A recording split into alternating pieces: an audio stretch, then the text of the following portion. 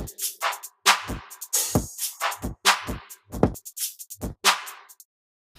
guys, Mike Courier here for your Bridge City Fight Shop Technique of the Week. This week we're back with Bryan Marugg from Impact Training Center. He's got some really cool stuff from no-gi to show us, so check it out.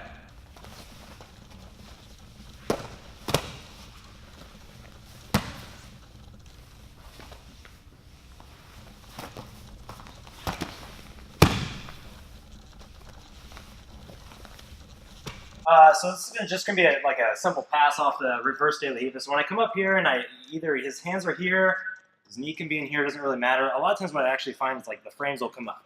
So I hit these frames.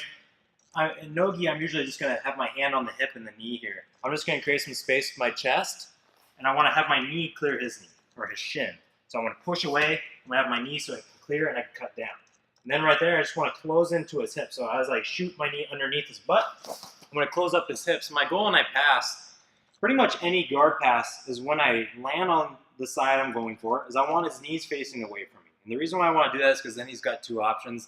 He can either turn away and I can start to take his back, or he's got to turn back in. And then if he starts to turn back in, like right here, he's got a lot of room to go before he catches his edge and can start to retrieve his guard. So it's a lot higher percentage on landing your pass if you get your partner's knees to face away from you when you land on your cross sides. Then from right here, I'm just going to sit to my hip. Usually I'm running into these frames. They're annoying, so I can't go through the frames because that's what they're meant to do. So what I'm going to do is I'm just going to kind of like lock onto them as best as I can, make sure that I stick my cross sides. For this hand right here, I'm just going to push my stomach out. I'm going to grab his wrist like this. Okay, so I'm going to grab that wrist. I'm just going to pin it down to the floor, which is oddly controlling. Okay, so I'm just going to pin it from right there. Slide my knee across to pin it. I'm going to hug up under his head. And I'm going to gable grip. So I want to gable grip. I'll lean a lot of pressure in right here. So when I lean my pressure in, I'm going to windshield wiper my other leg here to trap his arm. Now we're in setup, perfect setup to go for that little triangle. So from right here, he's framing up on my neck here. I'm going to lean my pressure in. And I'm going to elevate his head. So I'm going to elevate his head right here. Now here's the trick. When I have to sit all the way onto my left butt cheek here, okay, because if I sit like this, it's not going to work. Okay, so I have to fall all the way to my side, like this. I have to really sell him on. Right there, what that's going to do is that now he's going to want to turn into me.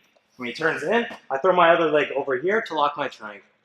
The nice thing is I still have this arm. So if he came all the way up into me, I could lock on to a normal triangle. If we go back, I think that was under there. So from right here, I decided I have control of that arm. All I have to do is hip switch the other way to get a reverse triangle. Because a lot of times, when they recognize that you're going for the triangle, they're not going to continue to come up into your guard. That'd be silly. They're going to try to turn away from you. So I grab onto that tricep right there, hip switch, grab my shin. Now I have a reverse triangle right there. Anything else on that? No, this is cool. I think this is a good way to take your gi passing and kind of blend it with the speed of no-gi, right? I think that I think that more often than not, your casting has to be a little faster in no-gi, but your details are all the same. Your details are great there, and you're able to get to pit stops, right? Yes, The same stops you would get to. And that's the key, especially with this. I mean, the same thought process does go for gi, exactly like what you're saying, but your thought, because no-gi is so much more, you're so much less attached, that so if you're thinking about the concept of like which way you want your partner's face, or their knees facing you as you pass is really important. Because again, like let's say, I pass this way, and I do a beautiful cross knee pass, whatever. And he's got a shin shield up, he's doing his job, he's got his frames in here, and I decide to continue my pass to be right here.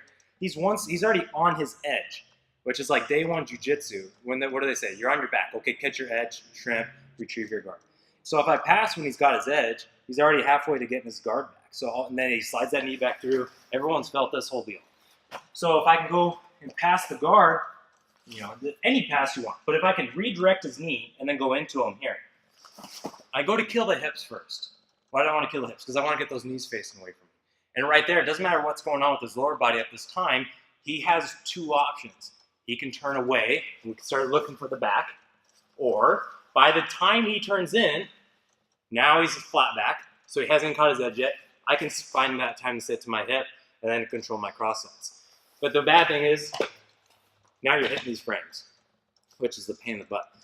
That's why if we can get to this wrist and get into this like top crucifix position, it leaves you with a lot of controlling options.